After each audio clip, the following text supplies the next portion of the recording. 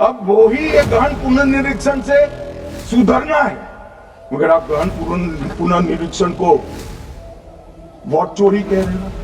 मान्यवर, वोट चोरी किसको कहते हैं वो मैं बताना चाहता हूँ, और हमारे यहाँ कुछ परिवार ऐसे हैं जो पूछते नहीं वोट चोरी। राहुल गांधी पिछले 1 साल से लगातार वोट चोरी का भ्रम देश भर में फैला रहे हैं और देश को अस्थिर करने की कोशिश कर रहे हैं।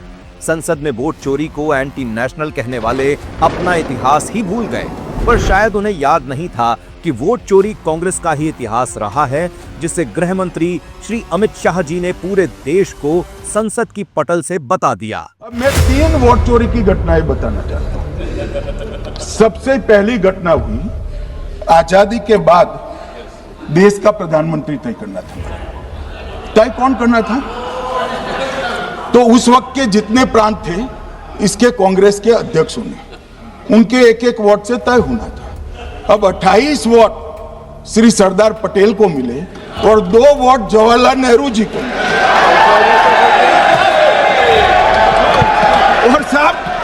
और साहब प्रधानमंत्री जवाहरलाल जी बने।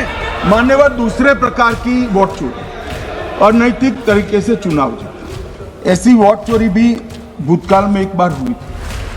श्रीमती इंदिरा गांधी रायबरेली से चुनी गई। इलाहाबाद हाईकोर्ट में श्री राजनारायण पहुंचे कि चुनाव नियमों के अनुसार नहीं हुआ। इलाहाबाद हाईकोर्ट ने ये तय कर दिया कि श्रीमती गांधी ने उचित तरीके से चुनाव नहीं जीता है, हम इसको रद्द कर दें। मान्यवर, ये भी वोट चोरी थी, बहुत बड़ी वोट चोरी थी। तीसरी वोट चोरी का प्रकार मैंने बताया था कि योग्यता नहीं है और मतदाता बन जाए। अभी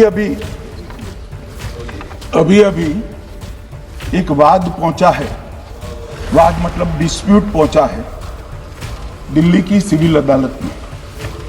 उसमें डिस्प्यूट ये है कि सोनिया गांधी जी इस देश की नागरिक बनने से पहले मतदाता बने।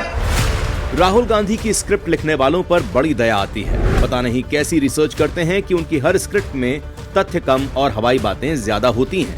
इसीलिए शायद राहुल जी को कोई असली इतिहास नहीं बता पाता, वरना वे ये मनगढ़ंत मुद्दा उठाने से पहले ही समझ जाते कि वोट चोरी की असली कहानी उनके अपने परिवार से शुरू होती है।